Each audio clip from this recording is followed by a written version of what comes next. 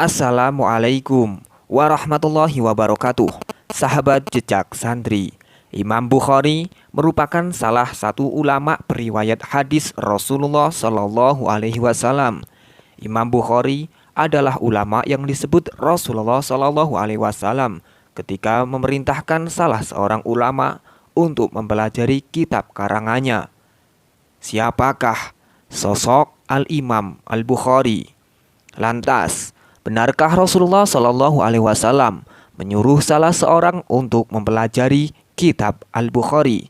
Lalu, sikap seperti apakah yang beliau jalani dalam kehidupannya? Simak baik-baik dan perhatikan dengan tenang agar pengetahuan kita selalu bertambah dan mendapatkan berkah. Jangan lupa like and subscribe agar tidak ketinggalan video selanjutnya. Sahabat jejak santri, siapakah sosok Al-Imam Al-Bukhari? Al-Bukhari ini memiliki nama lengkap Abdu Abdillah Muhammad bin Ismail bin Ibrahim bin Mughirah bin Al-Bardisbeh, imam yang lahir pada 13 Syawal 194 Hijriah ini sempat mengalami kebutaan di waktu kecil.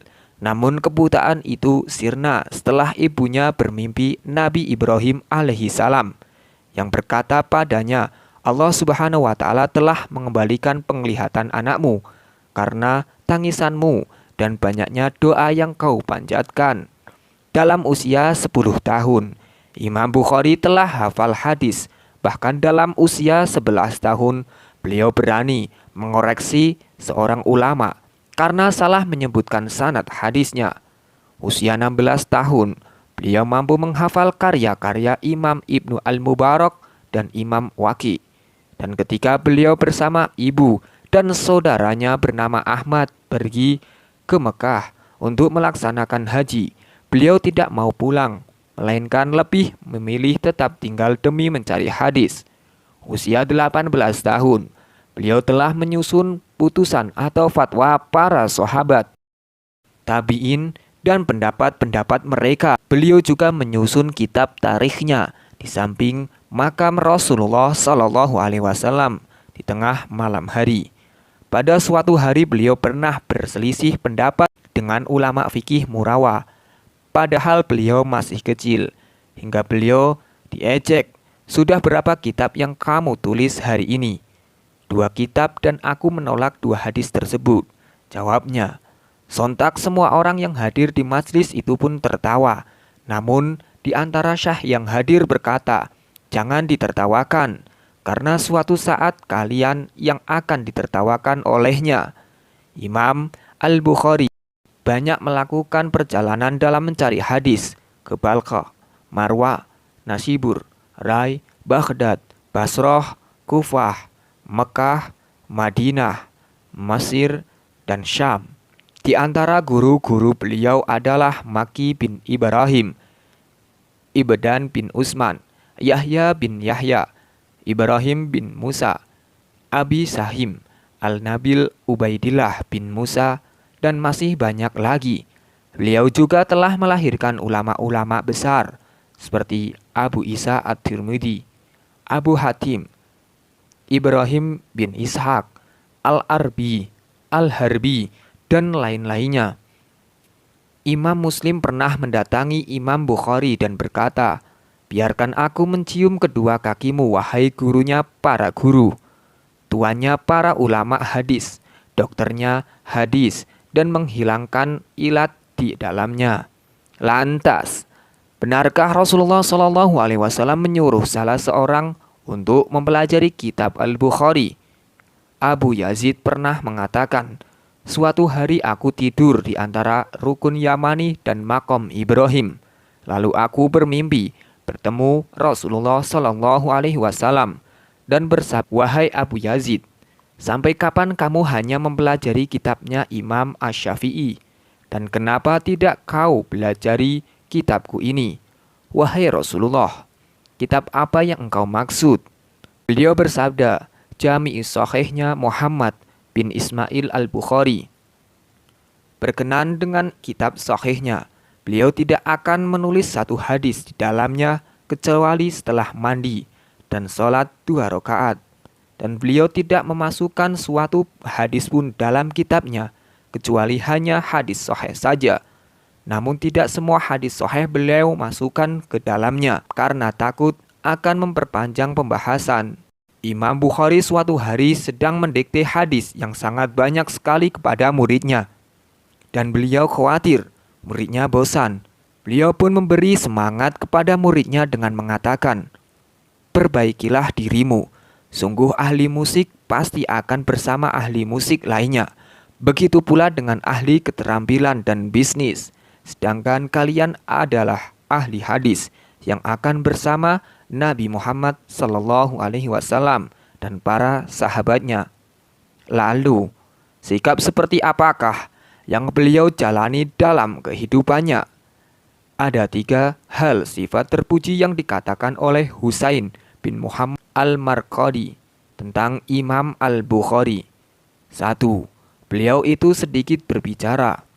2. Tidak tamak. 3. Tidak sibuk dengan urusan manusia, karena beliau disibukkan dengan ilmu.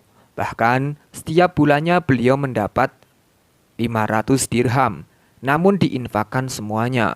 Sebelum wafat, beliau sempat sakit parah, dan ketika akan dibawa ke kota Samarkand, beliau berkata, "Aku sudah lemas." Kemudian beliau pun dibaringkan kembali, dan beliau berpesan agar dikafani 3 buah baju putih, bukan gamis dan bukan sorban. Imam yang memiliki postur tubuh kurus dan sedang ini mengembuskan nafas terakhirnya pada malam Sabtu, malam Idul Fitri tahun 256 Hijriah. Setelah sholat Isya dalam usia 62 tahun kurang 13 hari. Beliau dimakamkan esok harinya setelah duhur. Ketika proses pemakamannya, angin meniup tanah makamnya dan sontak harum wangi melebihi kasturi, sampai berhari-hari tercium dari dalam makamnya, sampai semua penduduk kota membincangkannya karena kagum. Abdullah bin Adham berkata, "Saya melihat Rasulullah SAW di dalam mimpi bersama para sahabatnya. Beliau berhenti pada suatu tempat. Aku mengucapkan salam kepada beliau dan beliau pun menjawab salamku. Aku bertanya, 'Mengapa berhenti di sini wahai Rasulullah SAW?' Beliau menjawab, 'Aku menunggu Muhammad bin Ismail Al-Bukhari.' Setelah beberapa hari, maka datanglah kabar wafatnya Imam Bukhari, dan tatkala saya perhatikan, waktu wafatnya beliau ternyata tepat saat aku bertemu dengan Rasulullah SAW. Subhanallah." Diceritakan dari Abu Al-Fatah Nasr bin Al-Hasan As-Sakiti As-Samarqani pada tahun 464 di Samarkand terjadi peceklik. Penduduk pun meminta hujan berkali-kali, namun nihil. Hujan tak kunjung turun. Akhirnya ada seorang laki-laki solih mendatangi Qadi Samarkand. "Aku memiliki suatu pandangan yang harus aku ungkapkan kepadamu." "Apa itu?" Tanya sang Qadi. "Hendaknya kamu beserta para penduduk kota Samarkand pergi ke makam Imam Bukhari yang berada di Karnak. Kita minta hujan di samping makamnya, semoga Allah Subhanahu wa Ta'ala memberikan hujan kepada kita." "Sungguh bagus sekali pendapatmu," puji sang Qadi. Akhirnya sang Qadi dan orang-orang pun menuju ke makam sang imam dan meminta hujan kepada Allah Subhanahu wa Ta'ala di samping makamnya sambil menangis. Lalu tak lama kemudian Allah pun menurunkan hujan lebat hingga mereka tidak bisa pulang ke Samarkand dan tinggal di Kartanak selama seminggu lebih, karena jarak antara Kartanak dan Samarkand 3 mil.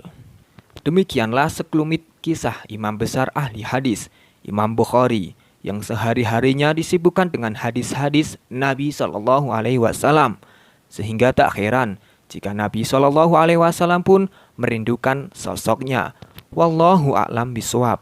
Allahumma khtim lana bil Islam, wa khtim lana bil iman, wa khtim lana bil husnil khatimah. Ya Allah, akhirilah hidup kami dengan Islam, akhirilah hidup kami dengan iman, dan akhirilah hidup kami dengan husnul khatimah. Amin amin ya robbal alamin. Semoga sedikit inspirasi kali ini bisa menjadi kehidupan yang lebih baik bagi kita semua, dan semoga bisa bermanfaat. Wassalamualaikum warahmatullahi wabarakatuh.